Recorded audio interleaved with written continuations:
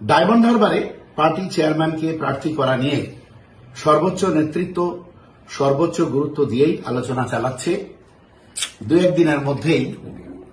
একদিনের মধ্যেই আমরা চূড়ান্ত সিদ্ধান্ত আপনাদের জানাতে পারব।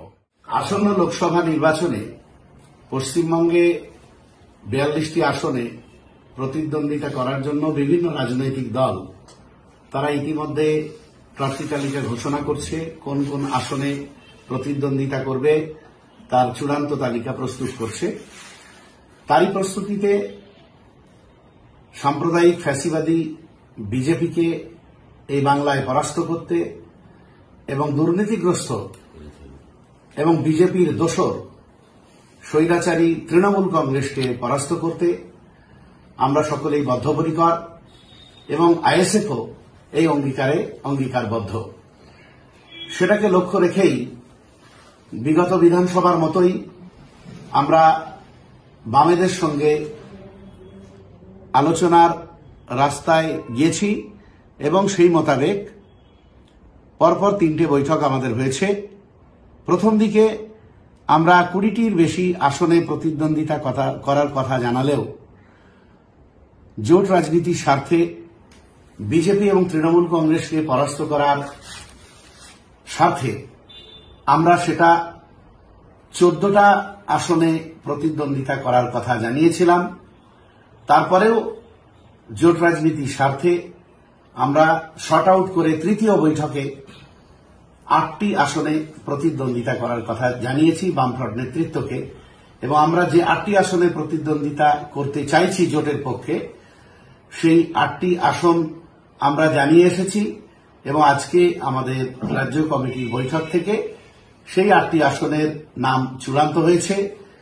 সেই 8টি আসন আমরা এখন আপনাদের সামনে জানাতে পারি যে কোন 8টি আসনে আমরা প্রতিদ্বন্দ্বিতা করব।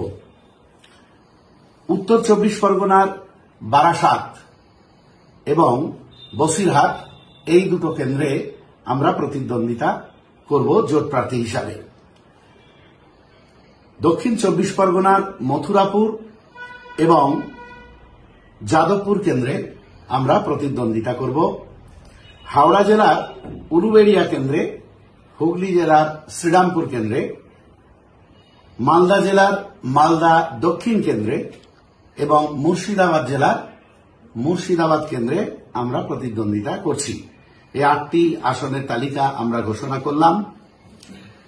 সেই সঙ্গে আর একটা বিষয় আপনাদের জানিয়ে রাখছি, এই 8টার মধ্যে জোটের স্বার্থে যাদবপুর কেন্দ্র থেকে আমরা সরে আসতে পারি একমাত্র বামফ্রন্টের প্রার্থী যদি বিশিষ্ট আইনজীবী জনদরদী বিকাশ রঞ্জন ভট্টাচার্য প্রার্থী হন। সেক্ষেত্রে আমরা অবশ্যই প্রার্থী পদ তুলে নেব, অবশ্যই যাদবপুর থেকে সরে আসব। সেক্ষেত্রে পরিবর্তে বালুরঘাট, জয়নগর অথবা ঝাড়গ্রামের মধ্যে কোনো একটা আসন আমরা দাবি করব শরিক হিসাবে। ডায়মন্ড হারবারে পার্টি চেয়ারম্যানকে প্রার্থী করা নিয়ে সর্বোচ্চ নেতৃত্ব সর্বোচ্চ গুরুত্ব দিয়েই আলোচনা চালাচ্ছে। দু একদিনের মধ্যেই আমরা চূড়ান্ত সিদ্ধান্ত আপনাদের জানাতে পারব।